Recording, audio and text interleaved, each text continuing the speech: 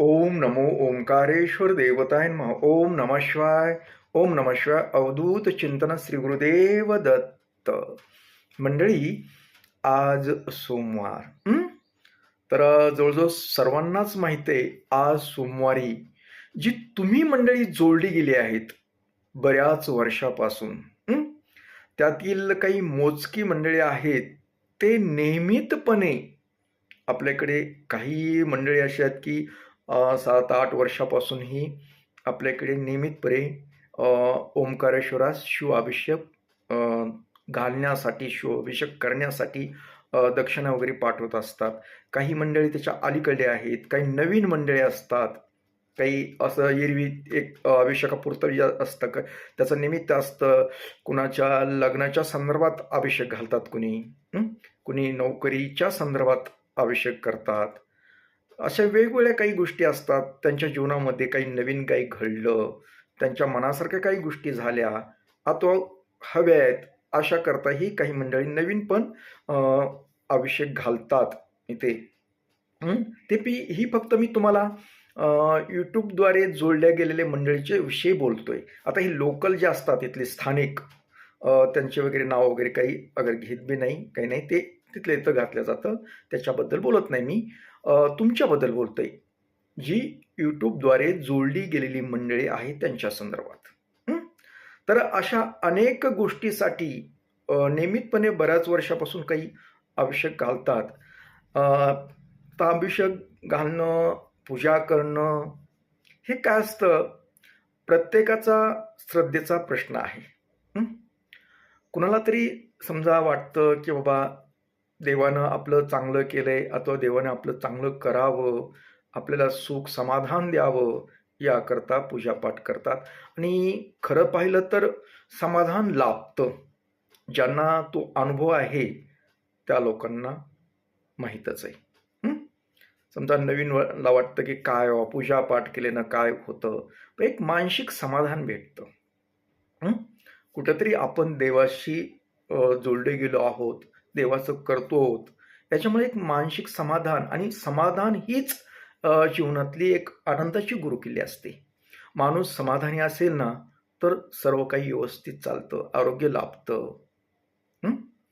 तर काही मंडळी समजा वाटतं की आम्हाला पण अभिषेक घालायचं आहे, काय करायचं?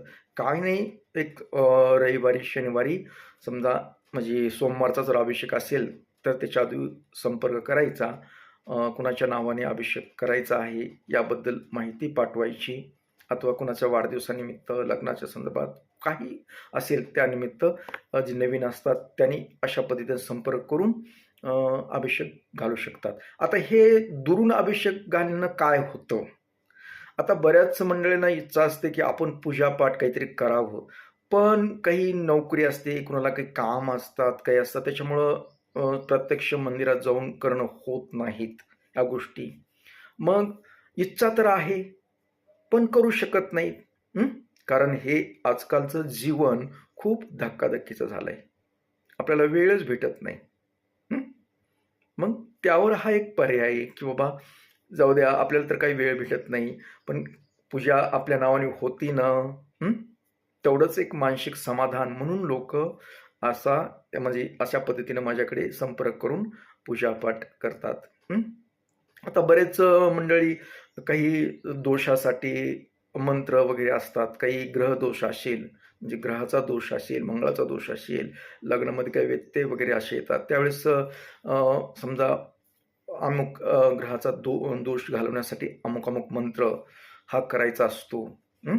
11,000 कुणाला असतो, 21,000 असतो. ते पण मंत्र करण्यासाठी माझ्याशी संपर्क करतात.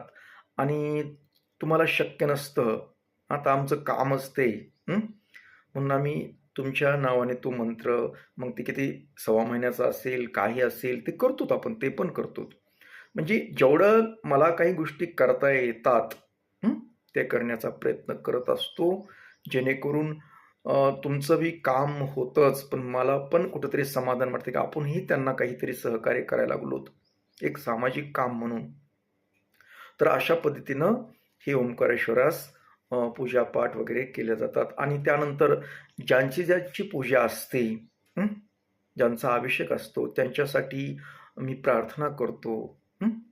जी काही समस्या असेल त्या संदर्भात विषय घेऊन ज्याच्या त्याच्या नावानं ती प्रार्थना असते.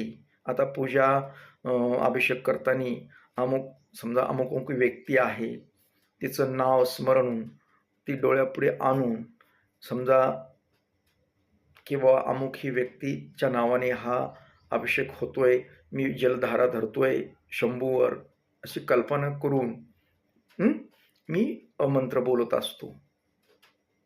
तर अशा पद्धतीनं ही ओंकारेश्वरास अभिषेक केला जातो, प्रार्थना केली जाते, जेणेकरून ओंकारेश्वराचा आशीर्वाद लाभावा तुम्हाला, त्याचा आशीर्वाद सदैव तुमच्या पाठीशी राहावा, हा एक छोटासा प्रयत्न आहे माझा.